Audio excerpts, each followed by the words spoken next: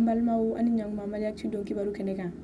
Bi kibaruya min b'an bolo ka lase aw ma o de k'a fɔ kunu mɛkalo tile 14 kɔnɔna la Buba Fane n'ale ye mɔgɔ ye mun dɔnnen don bɔlɔlɔ kan kosɛbɛ n'a bɛ to k'i hakilina fɔ jamana kunkan kow kan ale kɔni minɛna polisiw fɛ. Kibaruya min sera ma o y'a yirala k'a fɔ ko ni minɛli yɛrɛ kɔni kun tɛ dɔwɛrɛ ye k'a ka kuma labanw na a ka dɔgɔyali kɔni sera maaw ma minnu ye Diko ka misiri kɔnɔmɔgɔw ye. O de kɛra sababu ye olu fana wulila ka taa wele polisiso la. Ayiwa mɔgɔ minɛlen kɔni n'ale ye Buba Fane ale y'a yira k'a fɔ k'ale ma nin waleya in kɛ kojugu ye ko sabula nin bɛ se ka kɛ sababu ye mɔgɔ minnu bɛ to k'u hakilina fɔ jamana tagabolo kan ni nɛni sira ye nin bɛna dansigi o bɛɛ la. Hakililajigi la an b'a yirala k'a fɔ mɔgɔ fɔlɔ min yɛrɛ kɔni minɛna nin wale in kama o ye Jɛnɛ Sogodogo ye n'ale ye CDR tɔnden dɔ ye. Ale ka minɛli sa o kɛra avril kalo tile 24 kɔnɔna la.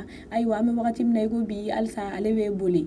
Kunnafoni wɛrɛ min b'an bolo ka da o tulo kan o de k'a fɔ kunu mɛkalo tile 14 kɔnɔna la Faransi ambasade ale kɔni ye $210 labila bankasikaw ye. Kunnafoni min sera ma o y'a yira k'a fɔ kɛlɛ min bɛ an ka jamana camancɛ bolo fɛ n'a bɛ wagati jan bɔ o de kɛra sababu ye bankasikaw kɔni bɛ gɛlɛya sugu bɛɛ la kɛnɛyako ta fanfɛla la. Ni ko in de kɔni senfɛ sa Faransi ambasade olu y'a laɲini ka dɛmɛ don baɲumankɛtɔn dɔ ma n'o ye ONG Première Urgence Internationale ye yaasa ka se ka don ni mɔgɔ ninnu jigikɔrɔ. I n'a fɔ an y'a fɔ cogo min na dɛmɛ in wari n'o bɛ taa $210 na o bɛna kɛ sababu ye ka maa 73 kɔ de kɔni dɛmɛ Bankasi mara la.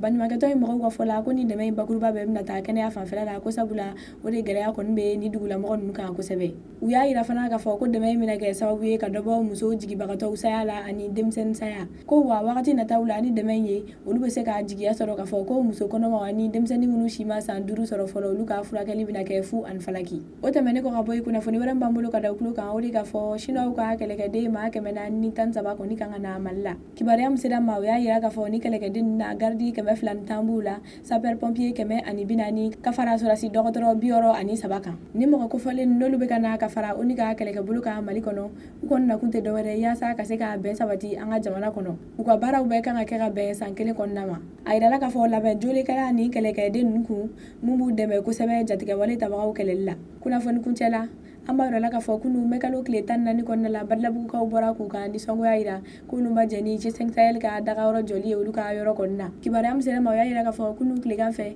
Badilabugu n'ale bɛ Bamakɔ commune 2nan na yen sigibagaw de kɔni bɔra k'u ka nisɔngoya yira k'olu ma jɛn ni G5 Sahel ka dagayɔrɔ kura kɔni jɔli ye olu ka yɔrɔ la. Ni nisɔngoya in de kɔni senfɛ ni maa kɔfɔli ninnu ye sira tigɛ ni birikiw dadali ye sira la ani chaisiw. U y'a yira k'a fɔ k'olu ma sɔn fiyewu wa olu tɛna sɔn G5 Sahel ka dagayɔrɔ kɔni jɔli ma u ka yɔrɔ la. Hakililajiginna an b'a yirala k'a fɔ nin kɔni tɛ ni mɔgɔ ninnu ka nisɔngoya yira fɔlɔ ye. Wagati tɛmɛnenw na u ye nisɔngoya yira dɔw kɛ ni pinɛjɛniw ye ani fɛn wɛrɛ caman.